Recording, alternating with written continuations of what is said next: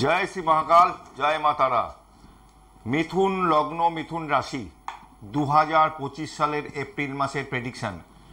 2025 সাল এপ্রিল মাসের মিথুন লগ্ন বা রাশির জাতক জাতিকা হোক, তাদের জন্য কিন্তু ভালো। কারণ আপনাদের লগ্ন অথবা রাশি যাই ধরি, মিথুনে কিন্তু 15ই মে বৃহস্পতি কিন্তু দেবগুরু এসে বসবে ওই ঘরে যদি বৃহস্পতি দেব বসে থাকেন, তাহলে আপনাদের বিবাহ জায়গা বাধা ছিল, আটকে গেছিল, সেই জায়গাটা ক্লিয়ার হলো। ব্যবসার জায়গাটা ডেভেলপমেন্ট হলো।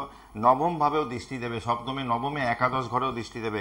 নতুন জব টব সৃষ্টি হতে পারে, জবের সেই জায়গা দেখতে পারেন, চেষ্টা করতে পারেন। চাকরির জায়গাটা খুব ডিস্টার্ব ছিল, সেই জায়গাতে যদি মনে হয় যে না একটু উঠে পড়ে লাগি, 15ই মের পর আপনারা তেরে পুড়ে উঠুন, নতুন করে বিয়ের জন্য এগোতে পারেন, যাদের বিবাহ বারবার আটকে যাচ্ছে।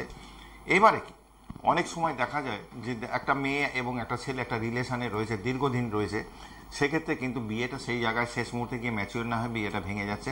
এইরকম যদি ঘটনা ঘটে, তাহলে কিন্তু একটু অভিজ্ঞ লোকের পরামর্শ নিতে হবে।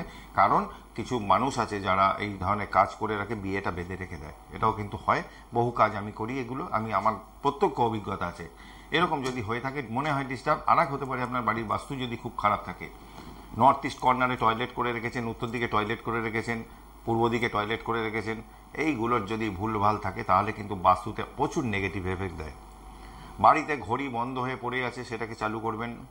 ওয়াসার কল থেকে জল পড়ছে টপ টপ করে, সেটাকে ঠিক করতে হবে। বাড়ির বাস্তুটাকে ঠিক রাখতে হবে। ওভারঅল মিথুন লগ্ন, মিথুন রাশি, এপ্রিল মাস এই যা বললাম আপাতত খুব খারাপ নয়, আপনারা এগোন। তবে আগামী মে মাস থেকে আরও বেটার রেজাল্ট পাবেন মে মাসে। কারণ আপনাদের মে মাসে বৃহস্পতি আপনাদের লগ্ন অথবা রাশিতে এসে অধিষ্ঠান করবে। মে মাস আরও ভালো যাবে। ভালো থাকবেন, আবারও আসবো ছোট ছোট ভিডিও নিয়ে। জয় মা তারা, জয় জয় তারা।